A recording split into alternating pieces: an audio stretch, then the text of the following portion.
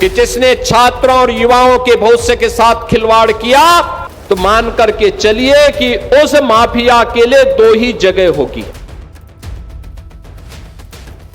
हर साल देश के करोड़ों युवा एक सपना लेकर प्रतियोगी परीक्षाओं की तैयारी में दिन रात एक कर देते हैं। कोई डॉक्टर बनना चाहता है, कोई शिक्षक, कोई इंजीनियर तो कोई सरकारी अधिकारी। लेकिन पिछले कुछ सालों में देश के सामने एक ऐसा संकट खड़ा हुआ है जिसने इन सपनों से कहीं ज्यादा पूरी परीक्षा व्यवस्था की विश्वसनीयता पर गंभीर सवाल खड़े कर दिए हैं। आज समस्या सिर्फ पेपर लीक की नहीं है, समस्या ये है कि युवाओं का भरोसा टूटने लगा है और माता पिता परेशान हैं। हाल के दिनों में चाहे पंजाब की भर्ती परीक्षाएं हो, कर्नाटक के जूनियर इंजीनियर और शिक्षक भर्ती घोटाले हो, या फिर देश की सबसे प्रतिष्ठित मेडिकल प्रवेश परीक्षा नीट का विवाद, इन घटनाओं ने लाखों छात्रों को सड़कों पर उतरने के लिए मजबूर कर दिया। दिल्ली के जंतर मंतर से लेकर कई राज्यों के प्रशासनिक मुख्यालयों तक एक ही मांग सुनाई देती है, हमें निष्पक्ष परीक्षा चाहिए। क्योंकि हर बार जब कोई पेपर लीक होता है तो सिर्फ एक परीक्षा रद्द नहीं होती, बल्कि लाखों युवाओं की सालों की मेहनत और उनका भविष्य अनिश्चितता में चला जाता है। लेकिन जब देश के अलग अलग राज्यों में परीक्षा प्रणाली सवालों के घेरे में थी, उसी समय उत्तर प्रदेश से मुख्यमंत्री योगी आदित्यनाथ का एक सख्त संदेश आया। युवाओं के भविष्य से खिलवाड़ करने वाले नकल माफियाओं को बख्शा नहीं जाएगा।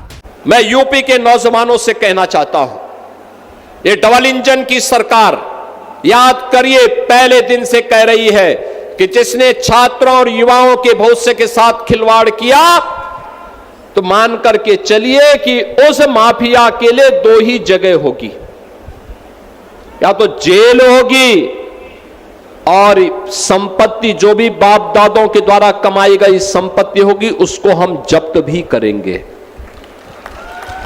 याद करना, हमने उन माफियाओं पे लगाम भी कसी है, बहुत सख्ती से लगाम कसी है, कोई खिलवाड़ नहीं कर सकता।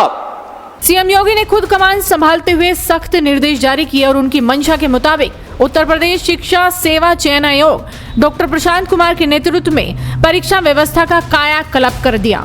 वर्षों से लंबी टीजीटी और पीजीटी जैसी बड़ी भर्ती परीक्षाएं पूरी पारदर्शिता के साथ आयोजित की गई। योगी सरकार ने 3 मुख्य स्तंभों पर नया सिक्योरिटी मॉडल खड़ा किया। पहला, तकनीक की घेराबंदी, प्रश्न पत्रों के लिए GPS tracking, encrypted digital locker और बार कोड सुरक्षा लागू की गई ताकि पेपर प्रिंटिंग प्रेस से सेंटर तक पूरी तरह सुरक्षित रहे। दूसरा, अभेद्य सुरक्षा चक्र, biometric verification, live CCTV surveillance और त्रिस्तरीय मॉनिटरिंग सिस्टम बनाया गया जिस पर शासन की सीधी नजर रही। तीसरा, माफिया पर बुलडोजर जैसी कार्रवाई और विश्वास। सीएम योगी ने साफ किया कि चयन केवल योग्यता और मेहनत से होगा, किसी सिफारिश या धनबल से नहीं। जो नकल कराएगा उसकी संपत्ति जब्त होगी और जेल जाना तो तय है। लेकिन चुनौती सिर्फ परीक्षा कराना ही नहीं था, बल्कि उस संगठित सिंडिकेट को तोड़ना था जो वर्षों से व्यवस्था में सेंध लगा रहा था।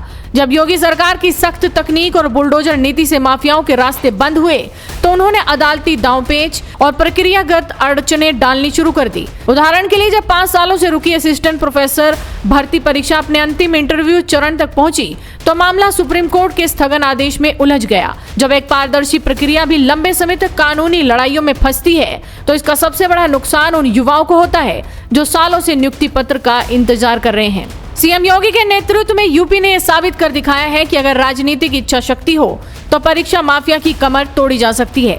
लेकिन इस मॉडल को पूरी तरह सफल बनाने के लिए पारदर्शी प्रशासनिक फैसलों को कानूनी सुरक्षा मिले, भर्ती मुकदमों की सुनवाई के लिए फास्ट ट्रैक व्यवस्था बने, इन सख्त और पारदर्शी मानकों को स्थायी नीति का रूप दिया जाए। आखिरकार परीक्षा व्यवस्था केवल प्रश्न पत्रों से नहीं बल्कि भरोसे से चलती है, और जब युवाओं को ये भरोसा होगा कि मुख्यमंत्री योगी की नीति के तहत उनका चयन किसी सिफारिश से नहीं बल्कि उनकी काबिलियत से होगा, तभी देश की भर्ती प्रणाली सही मायनों में मजबूत बन सकेगी।